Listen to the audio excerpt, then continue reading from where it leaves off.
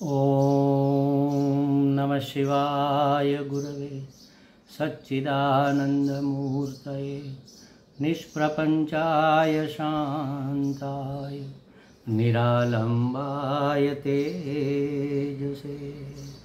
हरिओम प्रभु जी। आज के इस अध्यात्म परिषद में आप सबका स्वागत है। आज का प्रश्न भावनगर से प्रवीण भाई पंचाल जी का है। उन्होंने पूछा है कि क्या भगवान कभी सोते हैं, और अगर सो जाते तो हमारा तो क्या ही हाल होता। देखो प्रभु जी, आपने पूछा है क्या भगवान कभी सोते हैं, इसका मतलब यही है कि आप मानते हैं कि भगवान है। अच्छा, कैसे आपने जाना? आपने जाना नहीं है, आपने सिर्फ माना है कि भगवान है। बिना जाने मानने का मतलब क्या हुआ कि जो वस्तु हमारे इंद्रियों के पहुंच के अंदर नहीं है, ऐसी पारमार्थिक वस्तु, ऐसी अलौकिक वस्तु का मानने का कारण कोई प्रमाण होना चाहिए, और शास्त्र प्रमाण है। शास्त्रों में सिद्ध किया गया है कि भगवान है। हमारे ऋषि मुनियों ने अनेक बार हमें उपदेश में कहा है कि भगवान है। हमारे बुजुर्गों ने माना है कि भगवान है। हमारी संस्कृति की परंपरा से चला आ रहा है कि भगवान है, और इसलिए हमने मान लिया कि भगवान है। तो गलत नहीं है, मैं ये नहीं कह रहा हूँ गलत है, लेकिन दो चीजें होती है। संसार की वस्तु सिद्ध करने के लिए इंद्रिया प्रमाण है, और अलौकिक इस लोक की वस्तु के लिए इंद्रिया प्रमाण है, और अलौकिक वस्तु को सिद्ध करने के लिए शास्त्र प्रमाण है। तो इंद्रिया प्रमाण है, उसमें अगर हमें कोई संशय है तो उसके लिए तर्क है।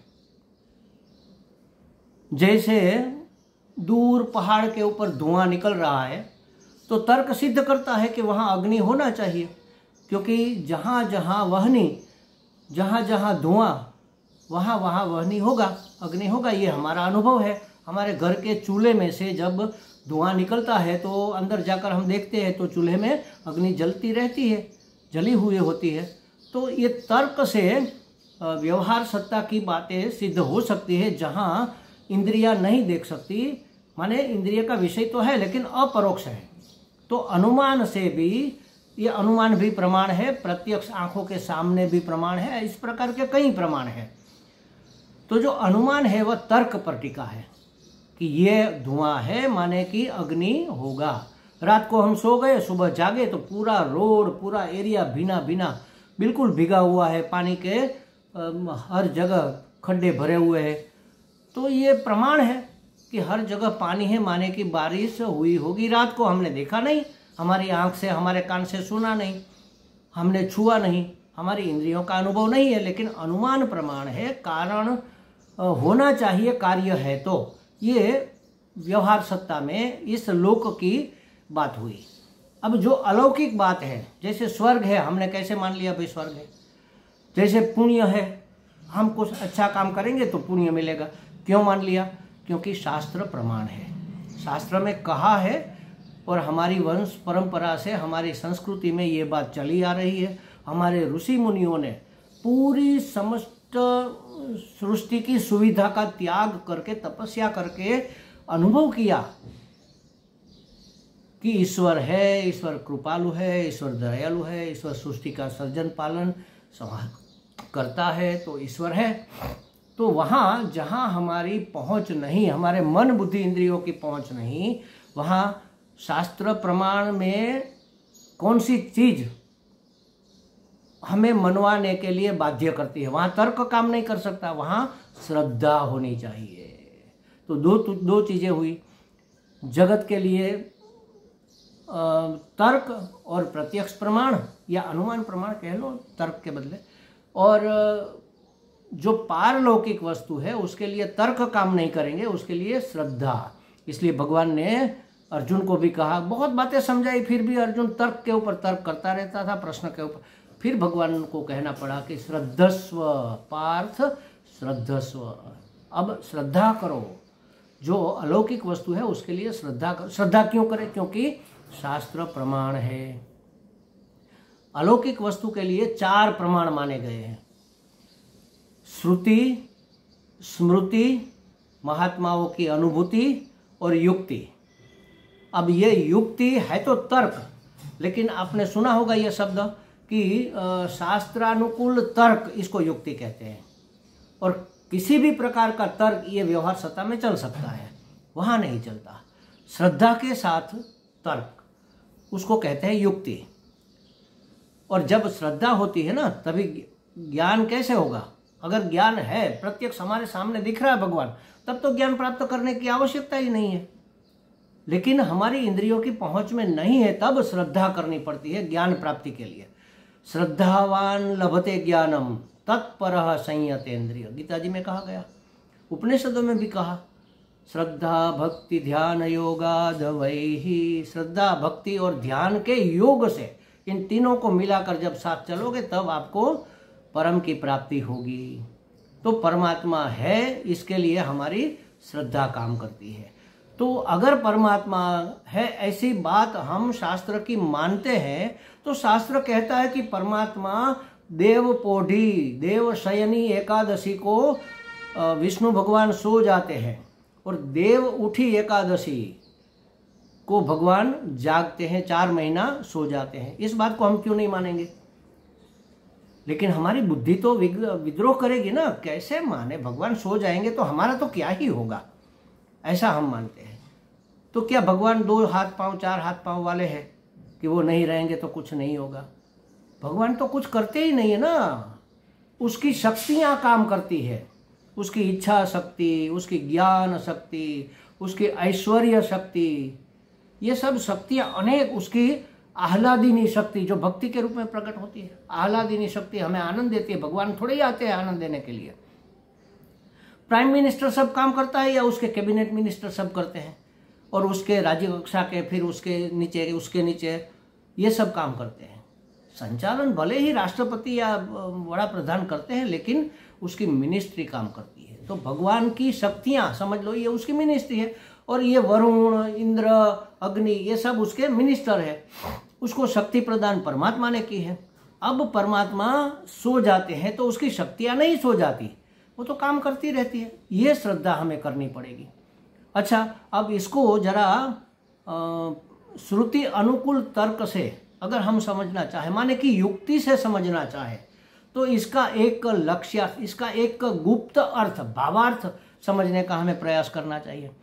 विष्णु के 2 अर्थ होते हैं। एक तो 4 हाथ पांव वाले भगवान विष्णु, शंख चक्र गदा पद्मधारी, जो इस सृष्टि का पालन पोषण करते हैं।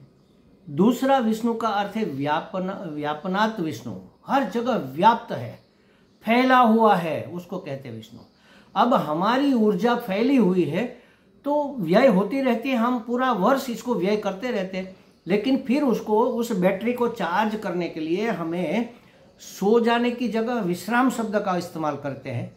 हम अपनी ऊर्जा को विश्राम देते हैं, और जब विश्राम देते हैं ना, तब वह ऊर्जा पोटेंशियल हो जाती है, अंकुरित। जैसे समझो एक उदाहरण, मूंग के दाने हैं, अब उसको हमने भिगो के कपड़े में बांध कर रख दिया तो दूसरे दिन उसमें से अंकुर निकल आएंगे। लेकिन अगर उसको हम हाथ से छूते रहेंगे, ऐसे ऐसे हाथ से हम हिलाते रहेंगे, हाथ में लेंगे फिर छोड़ेंगे, तो अंकुरित नहीं होंगे।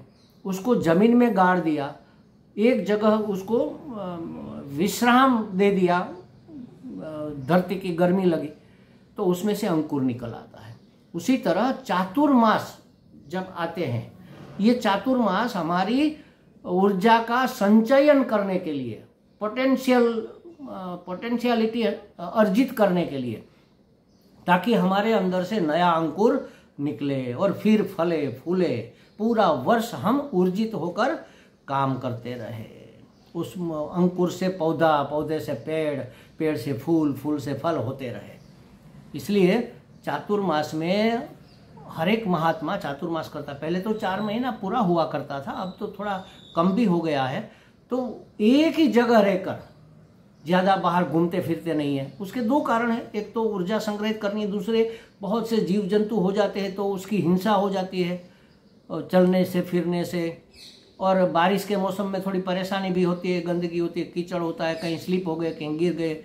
उस समय में ब्रिज नहीं थे, नदी पार करके जाना है, कहीं फ्लड आ गया, पूर आ गया और बह गए। कई प्रकार के जोखिम भी होते हैं, बहुत से कारण होते हैं, लेकिन मुख्य कारण है एक जगह रहकर सिर्फ अनुष्ठान करना, आध्यात्म चिंतन करना, श्रवण मनन निधिध्यासन करना। चातुर्मास में महात्मा लोग प्रवचन करते थे, पूरी पब्लिक उसको सुनने के लिए आती थी। क्यों? क्योंकि बारिश के समय में और ज़्यादा कोई काम तो रहता नहीं, पूरा दिन बारिश होती रहती है। थोड़ा बहुत किसानों को काम रहता है, खेती बाड़ी कर दी, छोड़ दिया, अब वो अपने आप पनपते रहेंगे पौधे। थोड़ा बहुत उसकी बीच में जब धूप निकली तो सार वार कर ली, फिर से बैठ गए। तो पूरा 4 मास पूरी साधना करेंगे, अपने अंदर उतर जाएंगे, अपनी ऊर्जा को विश्राम देंगे और ऐसा तप तपेंगे, ऐसा तपाएंगे कि 4 महीने के बाद जब देव उठिनी एकादशी आएगी तब उसमें से अंकुर निकल आएगा। बहुत प्रसन्नता के साथ हम बाहर आएंगे और फिर विचरण शुरू करेंगे, सत्संग शुरू करेंगे, अपने अपने कार्य में लग जाएंगे। तो ये जो व्यापन शब्द है, व्यापनात् विष्णु, सब जगह व्याप्त है वह विष्णु है, उस अर्थ में देखें तो हम बहुत फैले हुए होते हैं पूरी साल। तो सिमट कर थोड़ा विश्राम कर लो। तो विष्णु भगवान नींद में नहीं, विश्राम में चले गए, सो नहीं जाते, विश्राम में। विश्राम माने आंख बंद करके समाधिस्थ हो गए। समाधिस्थ हो गए का मतलब क्या है? अपने स्वस्वरूप का चिंतन करने लगे। हम ही तो विष्णु, अगर हर जगह व्याप्त है तो हम और आप सब विष्णु है, हर जगह हर वस्तु में वो तो समाया हुआ है। तो हर एक व्यक्ति को इस 4 मास के दरमियान विश्रामित होकर अपनी ऊर्जा को चार्ज कर लेना चाहिए, ऊर्जा को ज़्यादा और ज़्यादा ऊर्जित करके पोटेंशियल कर लेना चाहिए और अंकुरित हो जाना चाहिए, ताकि अगले साल और ज़्यादा अध्यात्म मार्ग में आगे बढ़ सके। और अगर हम मानते हैं कि 4 हाथ पांव वाला विष्णु भगवान है और वह सो जाता है, क्षीर सागर में सो जाते हैं, लक्ष्मी पांव दबाते, तो भी कोई गलत बात नहीं है, सही है, ठीक है। लेकिन भगवान सोते हैं, उसकी शक्तियाँ थोड़ी ही सो जाती है। प्रधानमंत्री विदेश प्रवास को चले गए या तो छुट्टियों में चले गए, तो क्या देश रुक जाएगा? देश का कार्य रुक जाएगा? बिल्कुल ही नहीं रुकेगा। वह किसी और को चार्ज देकर जाते हैं और उसके जो मिनिस्टर है उसके पास तो पोर्टफोलियो होता ही है, वो तो काम करते ही रहते हैं। हमारा कुछ नहीं होगा, ऐसा ही देश चलेगा। तो एक व्हाट्सएप में भी आया था कि जब देव पौड़ी एकादशी आती है तो गणपति के दिन आते हैं, उतने दिनों तक गणपति को चार्ज मिलता है, फिर शिव जी को चार्ज मिलता है, सावन मास आता है, फिर देवी को चार्ज मिलता है, नवरात्र आती है, और कार्तिक के स्वामी को चार्ज मिलता है। ये तो ठीक है, ये सुतर्क है, इसमें मानने में कोई दिक्कत नहीं है। लेकिन चार्ज दिया नहीं दिया, लेकिन उसका पोर्टफोलियो तो दिया हुआ ही है, उसकी शक्तियाँ तो काम करती है, उसकी आह्लादिनी शक्ति सबको आनंदित करती रहेगी, उसकी बुद्धि शक्ति, समझ शक्ति, ज्ञान शक्ति सबको प्रभावित मतलब प्रकाशित करती रहेगी। भगवान की अनेक ऐश्वर्य शक्ति है, भगवान की अनेक शक्तियाँ जो काम करती रहती है, और भगवान स्वयं विश्राम करके और ज़्यादा ऊर्जित हो जाते हैं, समाधिस्थ होकर स्वस्वरूप में लीन हो जाते हैं।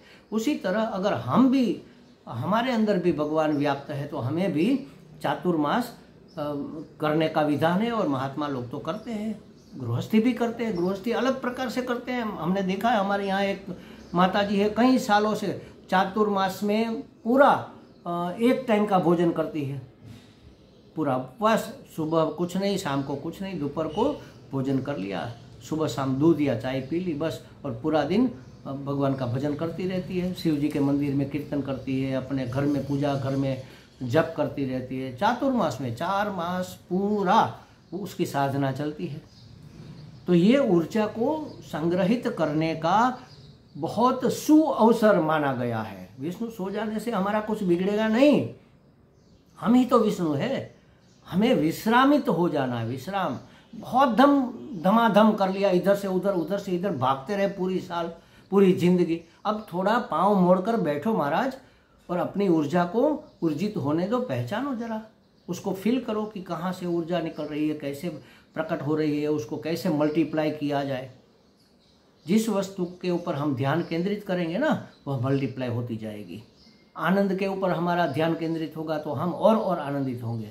किसी बुरी बात के विषय में, किसी दुख की बात के ऊपर हम ध्यान केंद्रित करेंगे तो हम और दुखी होते जाएंगे। बस उसी तरह अपनी ऊर्जा केंद्र पर ध्यान केंद्रित करने से हम और ज़्यादा चार्ज हो जाते हैं, ऊर्जित हो जाते हैं।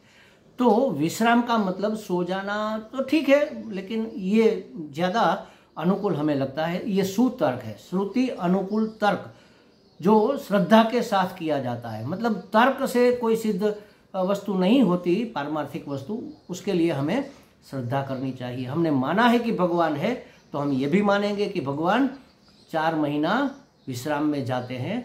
हमारे अंदर बैठे हुए भगवान भी विश्रामित होते हैं। हमारी फैली हुई ऊर्जा को थोड़ा सिमट कर उसको पोटेंशियल बढ़ाने का सुअवसर इन 4 मास में, इस चातुर्मास में आता है। ऐसा हमें समझना चाहिए। ऐसी मेरी समझ है, ये कहीं मैंने सीखा है ऐसी बात नहीं। मैं तो, आपने तो मुझे बहुत अच्छा, आपका तो मैं धन्यवाद करूँगा, क्योंकि यह चिंतन करने का आपने मौका दिया। आपने प्रश्न किया कि भगवान सो जाते तो हमारा क्या होता। तो हमें लगा कि बात तो आप सही करते हैं, लेकिन हमें तो ऐसा कभी प्रश्न नहीं हुआ, क्योंकि हम श्रद्धावान हैं। तो श्रद्धा और सुतर्क, ये 4 चीज़ों के प्रमाण, श्रुति, स्मृति, महात्माओं की अनुभूति और युक्ति। युक्ति माने श्रद्धा युक्त तर्क, उसको युक्ति कहेंगे। तो इस प्रकार से चिंतन करने का हमें आपके कारण मौका मिला, आपका धन्यवाद करते हैं। और हमें लगता है कुछ बातों की स्पष्टता आपको हो गई होगी। हरि ओम।